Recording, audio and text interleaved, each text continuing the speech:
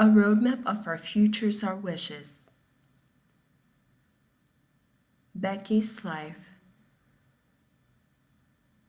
Conversation with Eva Hamant and Becky Hamant, Lynne Tomasa, University of Arizona Sonoran UCEDD, created by Corey Cummings and funded by the Arizona Developmental Disabilities Planning Council.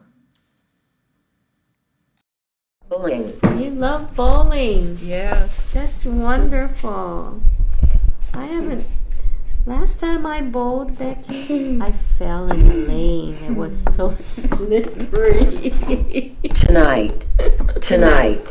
Well, tonight we're going out to eat, so tonight you're not going bowling. Becky's activities. A long time ago, she used to bowl with some high school friends at one bowling alley. And so on Friday, they bowl, and when the provider takes her bowling there, she sees her friends there. Okay, so sounds like Becky is quite an athlete. Oh, she meets a lot of people. I forgot. What? She volunteers. Oh my gosh, great. She volunteers. She used to volunteer at the Arc of Tempe thrift store till they closed, but since 2005, she has been volunteering at St. Vincent de Paul Food Bank, where she sorts, cans, shreds, and packs boxes. And she just got a reward from there. Oh, and she does buddy bowl. I'll have to show, not buddy bowl. She runs with, it used to be Best Buddies, but now she runs with You Get Together, We Live. And they run in somebody pushes her in a 3-wheel stroller in races. And she ran in the Maggie race. And her partner is a marathon runner, and they came in third.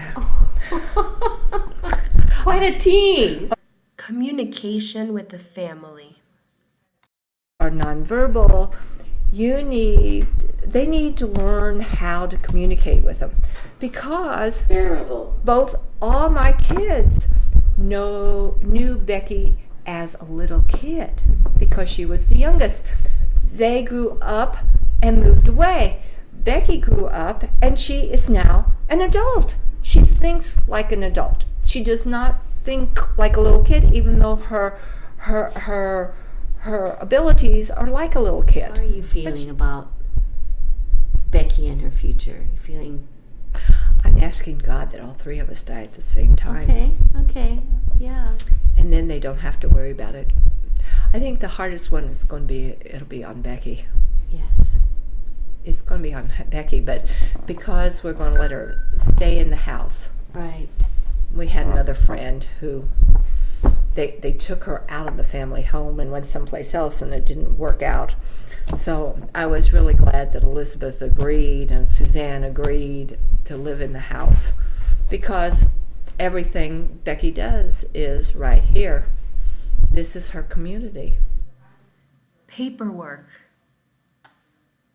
The lawyer told us that they both have to come see her when we die, because she'll help them tell how to deal with each of the money pots. Okay. So each has a specific role or primary role, I guess. What about William? How will he be involved? Well, I'm hoping that the third-party trust that they can come, and that the third-party trust pay for them to come visit, so that Suzanne could have a break. Becky's idea of the future. Her idea of the future is, what activity am I going to do? Okay. And so and who am I going to do it with? Mom, Dad,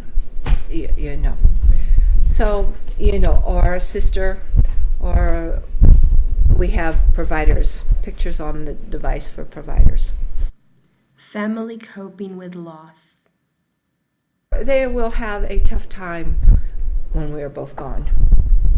Right. Dealing with it.